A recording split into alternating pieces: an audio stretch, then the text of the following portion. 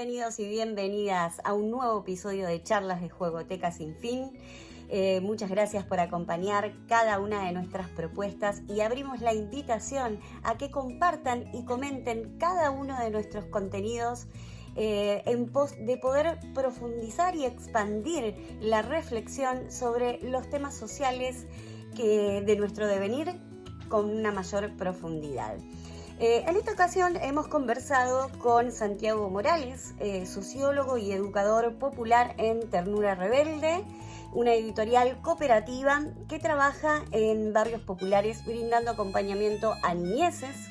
Además, es co-compilador de los libros Educar hasta la ternura siempre y Niñez en movimiento.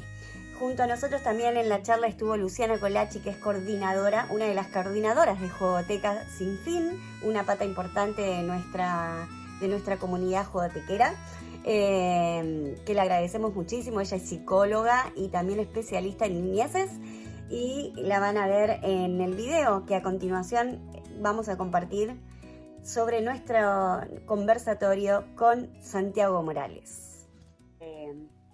Queríamos preguntarte un poquito sobre este concepto que abordás en uno de tus libros, ¿no es cierto?, que justamente lleva el título, que es la pedagogía de la ternura, y preguntarte qué implica esto de la pedagogía de la ternura, ¿no es cierto?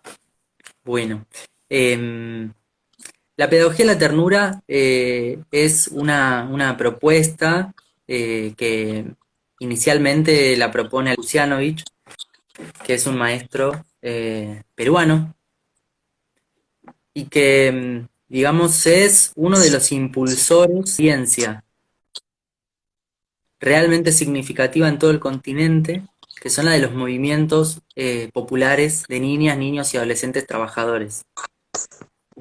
Hacia fines de los años 70, un conjunto, digamos, de educadores y educadoras empezaron con esa experiencia que todavía, por supuesto, continúa vigente. Y lo interesante es que la pedagogía de la ternura es el resultado de un proceso de acompañamiento de niñas y niños de sectores populares. Importante porque, bueno, las ideas pedagógicas emancipatorias, ni de un repollo, ni de la lectura de otros libros. En general, surgen ligadas a experiencias significativas, transformadoras. Y ese es el caso de la pedagogía de la ternura. Es en algún punto la sistematización en términos de ordenar y conceptualizar eso que venía sucediendo en la experiencia de estos distintos movimientos de niñas, niños y adolescentes trabajadores. Que tenían como principal característica el hecho de ser una organización de chicos y chicas, ¿no? Porque en general conocemos organizaciones, instituciones, movimientos, espacios que son de personas grandes que invitan a las personas chicas, digamos. Y en donde las personas grandes son las que toman todas las decisiones y las personas chicas participan. Están, lo habitan, lo construyen. Pero en este lugar se daba una lógica inversa en el sentido de que el movimiento era y es de los chicos y las chicas, con participación de personas adultas que acompañan, que guían, que orientan, que incluso discuten con esas chicas y chicos, pero quienes toman las decisiones en última instancia son las propias niñas y niños. De ese proceso muy interesante surge la pedagogía de la ternura. Y lo que propone Alejandro Kusianovich, por supuesto que es sumamente complejo y multifacético, digamos, en lo que es el desarrollo de su propuesta de pedagogía, pero hay algo que viene a ser el corazón del planteo y que tiene que ver con que en sociedades en donde la violencia es el aire que respiramos, sea por la desigualdad de clase, sea la violencia, digamos, machista o patriarcal, sea por la segregación territorial que afecta a tantas personas, sea por el odio incluso que hay hacia las personas migrantes o hacia las personas pertenecientes a pueblos indígenas. Lamentablemente abundan las causas que justifican la violencia la marginación y el maltrato hacia distintos grupos y sectores. Entonces, en el marco de sociedades con esta característica, de lo que se trata, desde esta perspectiva, es de aprender la condición humana. O sea, lo que tiene que hacer un docente, un maestro, un educador, una educadora, es aprender para poder enseñar la condición humana. No podemos enseñar la condición humana si primero no la reaprendemos. Y lo que plantea la pedagogía de la ternura es que lo que nos constituye como seres humanos es que somos seres en relación y que somos seres afectivos. Somos seres Toda la sociales, tradición claro. occidental, somos seres sociales. Toda la tradición occidental eh, y, y de una matriz de pensamiento colonial, eurocéntrica, lo que propone es que es la razón la que funda a nuestro ser humano. Es el hecho de que es lo que nos diferencia del resto de los animales, del resto de las especies, la razón. Eh, y, y la pedagogía de la ternura, recuperando los saberes de las comunidades andino-amazónicas, hace pie, fortalece todo un planteo que tiene que ver con que no es la racionalidad lo propio de la especie humana, sino la relacionalidad. Y la relacionalidad en tanto existimos, devenimos entes por y gracias al vínculo con otros. Y con otros ni siquiera solo humanos, porque esos otros son también la naturaleza, ¿no? Y son las deidades para quienes se vinculan con ese tipo de creencias. Por supuesto, los pueblos andino-amazónicos sí. Entonces, eh, necesario para poder acompañar procesos de emancipación de las violencias que nos atraviesan es reaprender la condición humana. Y eso solo se puede hacer si lo que organiza el vínculo pedagógico es lo afectivo. Bien. Seguramente eh, les debe pasar a ustedes, o yo creo que nos pasa a todos, que podemos recordar alguna maestra o maestro en nuestra niñez que nos marcó, fue significativo. Y en general es aquella maestra o maestro que nos contuvo ante una situación límite, o que nos escuchó especialmente, o con quien lo que recuperamos no es el concepto o el tema o el contenido, es el vínculo. El Yo me vínculo, acuerdo de mi tal cual. maestra Laura de cuarto grado, eh, y yo me acuerdo de Laura y pienso en el día que me caí en el patio, me raspé la rodilla feo y estuve sentado al lado de ella toda una clase y ella me mimó, me mimó. Claro. Ese día yo lo recuerdo muy especialmente. Eh, y desde la pedagogía de la ternura se plantea muy fuertemente que es ese vínculo activo la condición en algún punto para poder adquirir mensajes para la vida. Más allá de la lógica de ir aprobando en términos de lo que establece el sistema formal de educación, ¿no? Como ir acreditando saberes. No tiene que ver con esa lógica la pedagogía de la ternura. Bien. Eh, porque se plantea un aprendizaje que va más allá del contenido curricular. Y tiene que ver con esto, ¿no? Con el reaprender la condición humana. Justamente y con un poco con la intención de anclar aquello que veníamos, ¿no es cierto?, conversando anteriormente sobre el sistema adultocentrista y las niñeces dentro de la sociedad. Y después luego ya le cedo la palabra a Lu, que será quien dará el cierre, digamos, pero hay dos preguntas por separado que me gustaría hacerte en relación a este tema.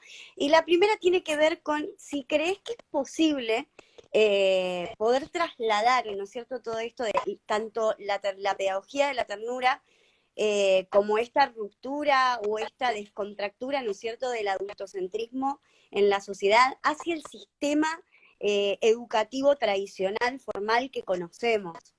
Y cómo sería posible poder, ¿no es cierto?, hacer eso.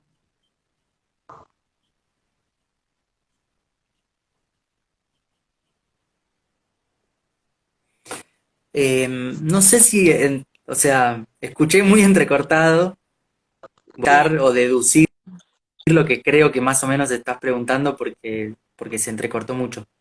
Pero creo Si que querés iba más o menos por el te lado repito la de la pregunta. pedagogía de la ternura.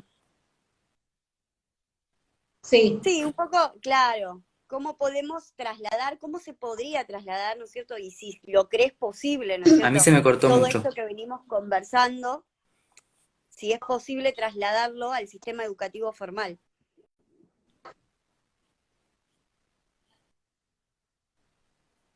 A ver, si no reproducirlo, Lu. Santi, ¿a mí me escuchas bien? Sí, Bueno, la pregunta es, todo esto que venimos charlando de la pedagogía de la ternura, si eso es posible trasladarlo a la educación formal, el sistema formal de educación que tenemos hoy en día.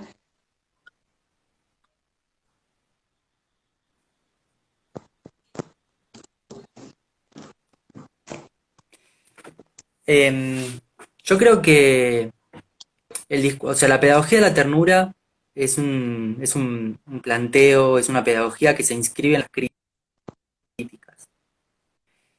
Y las pedagogías críticas plantean justamente una crítica estructural al sistema educativo, digamos, tal y como lo conocemos en nuestras sociedades. Porque justamente lo que se plantea es que el sistema educativo universal, uniforme, digamos, organizado por los, las distintas versiones de ministerios de educación y secretarías de educación, lo que hace en última instancia no es, digamos, coproducir, co-conceptos sujetas, eh, digamos, a quienes se invita pasión, a quienes se invita de su propia historia, sino que muy por el contrario, lo que sucede en términos estructurales y generales es que se producen ciudadanos y ciudadanas que, en última y todo, fuerza de trabajo. O sea, se producen trabajadores y trabajadoras incorporarse o no al sistema productivo eh, en función del origen social en el que hayan nacido.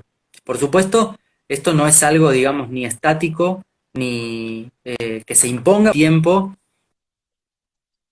produce su propia historia, pero sobre la base de condiciones que no elige, impuestas. Entonces, desde esa perspectiva, la pedagogía plantea una crítica radical al sistema de educación oficial, formal, general.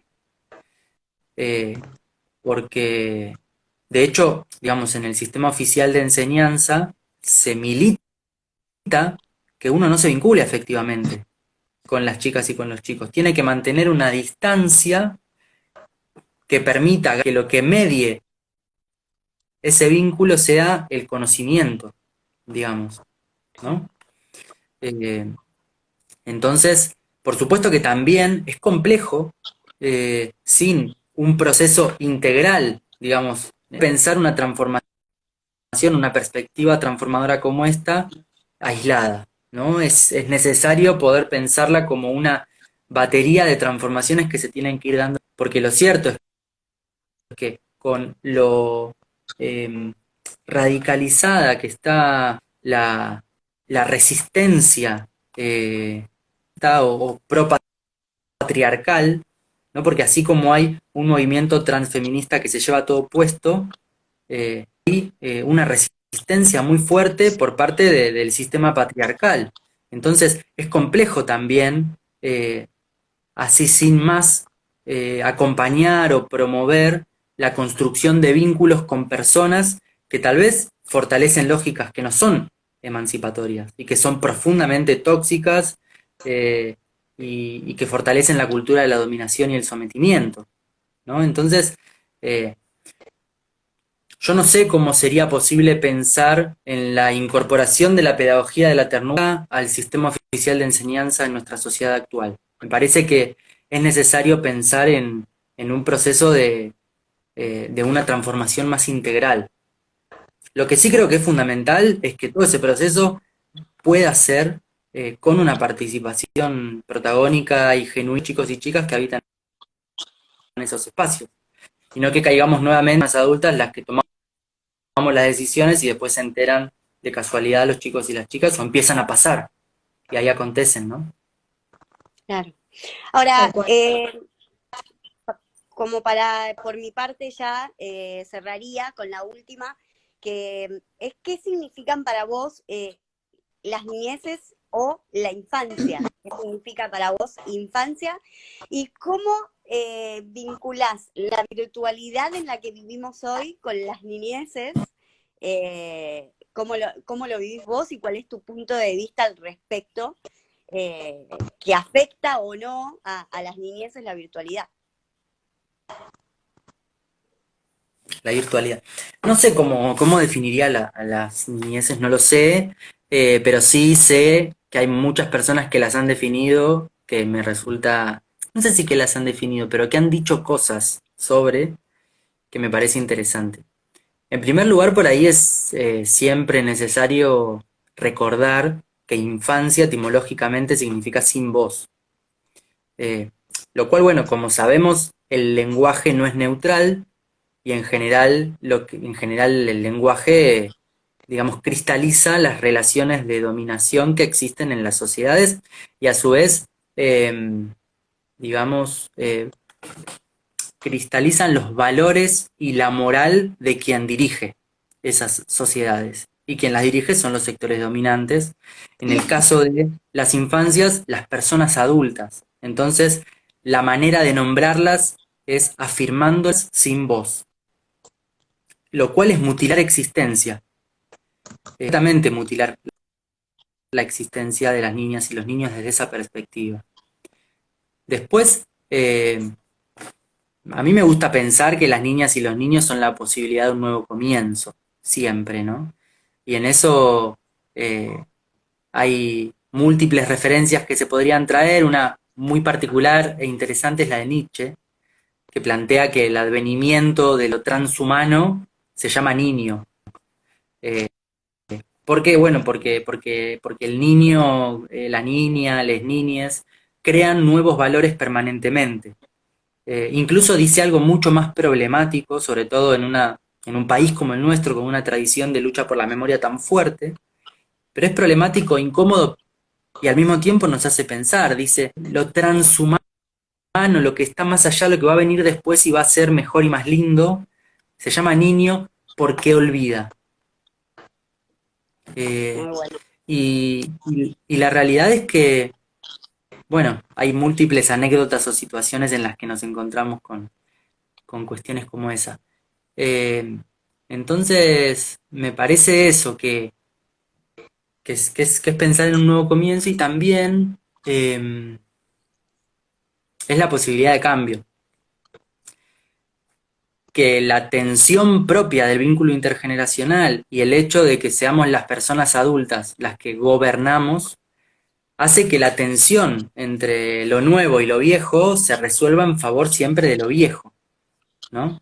Porque tenemos un discurso científico autorreferido como válido, que solamente las personas adultas lo podemos enunciar, entonces cancelamos la posibilidad de racionalidad de las niñas y los niños, y si el único lenguaje válido es el racional, ya están afuera.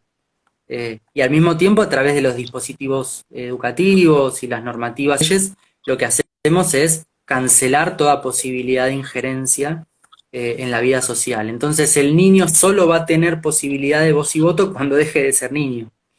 Eh, Desde esa perspectiva, si bien está la potencia de lo transformador, por el simple hecho de ser nuevo, al mismo tiempo hay toda una estructura que lo que hace es pisarles la cabeza.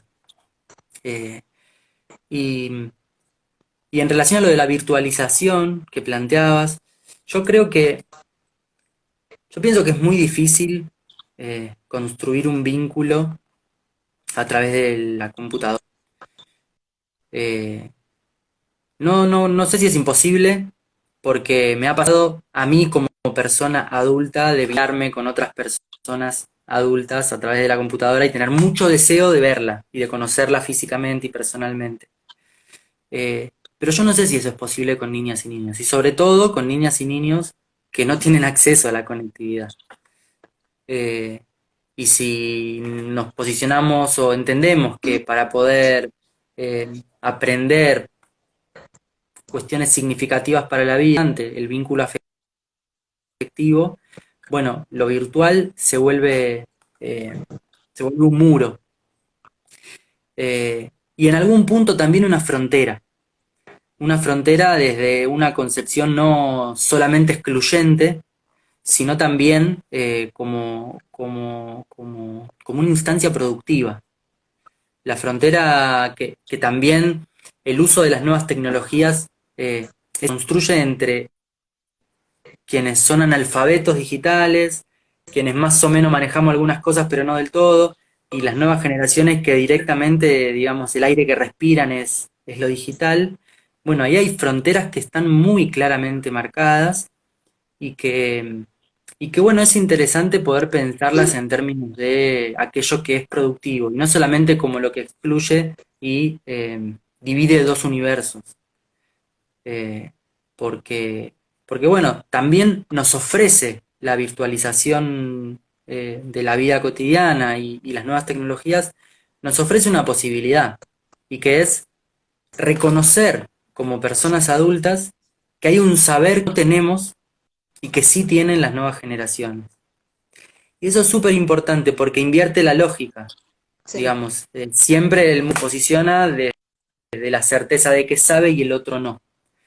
Y en el caso de las tecnologías, bueno, sucede lo inverso. La unidad también, eh, digamos, posible grieta, lo podríamos pensar, como para dar lugar bueno, reconocer que las chicas y los chicos en muchos casos saben mucho más que nosotros sobre esto que es fundamental en nuestra vida cotidiana y para resolver actividades prácticamente de hoy. Entonces, bueno, interesante también pensarlo desde ahí. Sí, está bueno lo que decís. Bueno, Lu, me gustaría acá abrirte paso. Yo quería, mientras lo escuchaba, también estaba pensando un poco en los libros en los que él ha sido parte como co-compilador. Y para darte el pie a vos, Lu, también me gustaría como preguntarte a vos, Santi, ¿qué significaron esos dos libros para vos? O sea, ser parte de esos dos libros. Y ahora sí, yo ya no hablo más.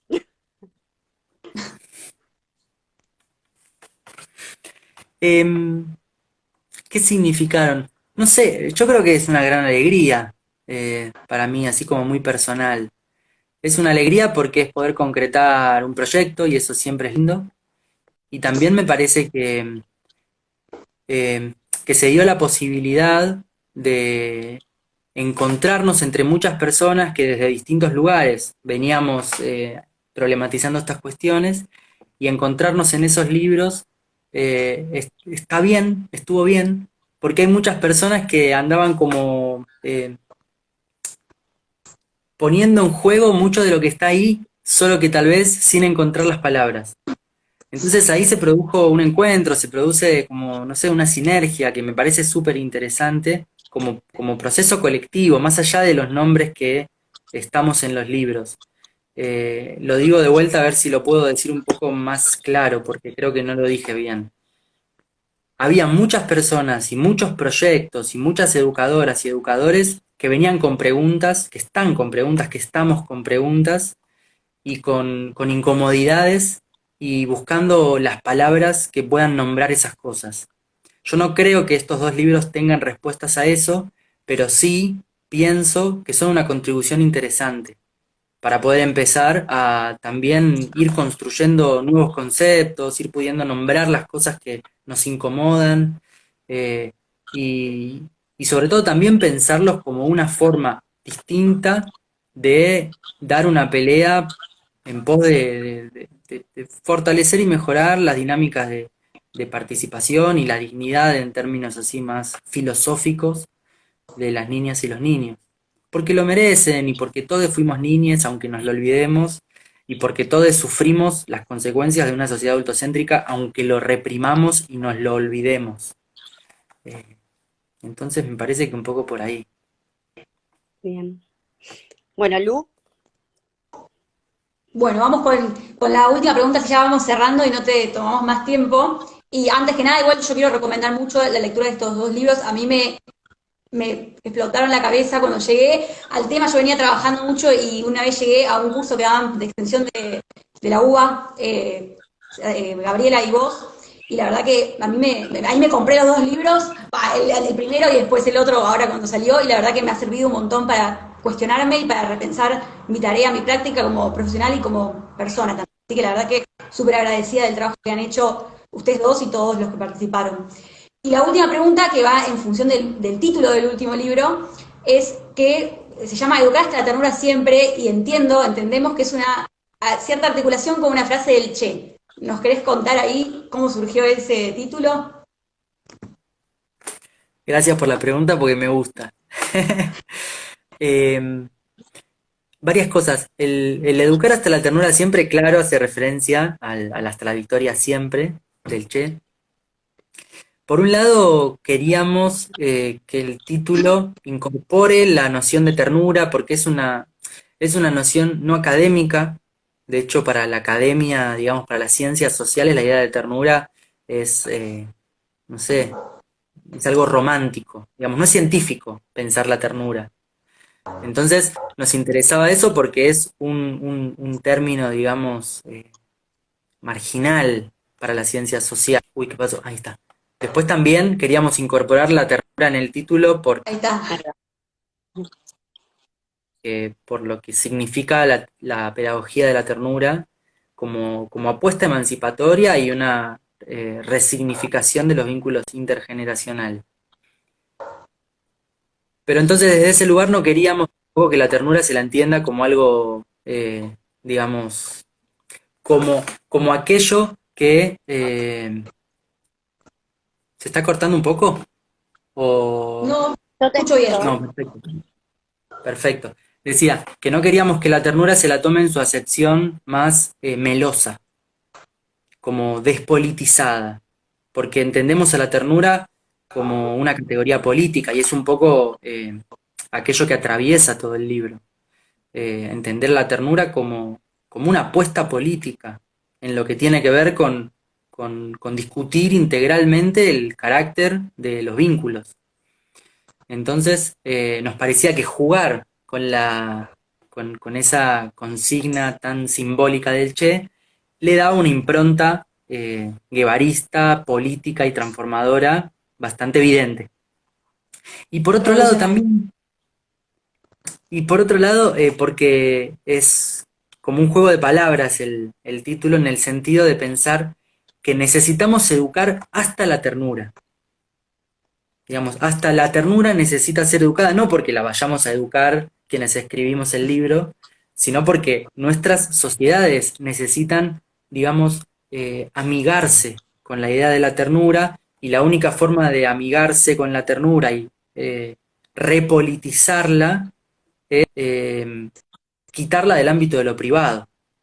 Quitarla del ámbito de lo privado a la ternura, desfeminizarla a la ternura, porque nuestras sociedades patriarcales, al digamos, esencializar determinados tributos de las mujeres para ponderar los supuestos atributos de los varones como superiores, deposita en una lógica dicotómica algo propio de lo femenino y sobre todo de la mujer madre. Entonces la ternura se la feminizó y también se la infantilizó desde esta lógica de pensar que un niño o una niña solo por serlo es tierno. Entonces, digamos, esa mirada de la ternura la despolitiza porque la reduce al ámbito de lo privado, y la apuesta del libro es por reubicar a la ternura en el horizonte de lo político y de esa manera ir construyendo formas concretas de afectivizar la política. Porque también, ¿no?, a la inversa, en el ámbito de la política con mayúscula o en su versión más tradicional, la afectividad es una debilidad. incluso para las masculinidades hegemónicas. La afectividad es una debilidad, salvo en el ámbito privado, porque en el ámbito privado sos un buen varón si sos tierno. Ahora, en el ámbito de lo público, en la relación con los otros y con las otras, y muy en particular con otros varones, la afectividad, la ternura, es una afrenta contra la propia virilidad. Entonces, en ese sentido, hay una apuesta por repolitizar a la ternura y educarla o reeducarla. Por eso, hasta la ternura. Educar hasta la ternura. Así que bueno, va un poco por ahí. Muchas gracias. Súper Bueno, interesante. Santi, muchísimas gracias por tu tiempo, por este espacio de aprendizaje terrible, por lo menos a mí me deja pensando bastante.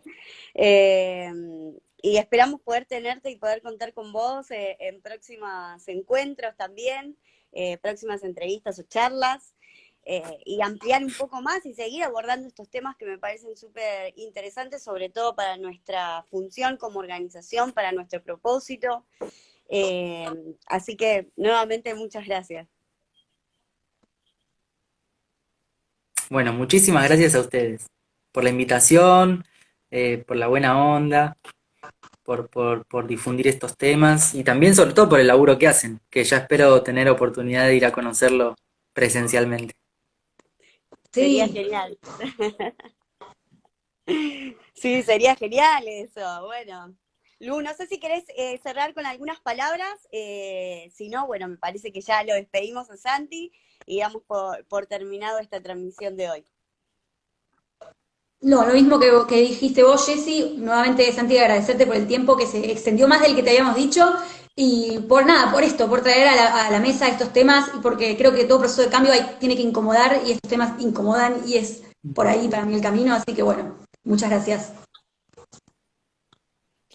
A ustedes, a ustedes.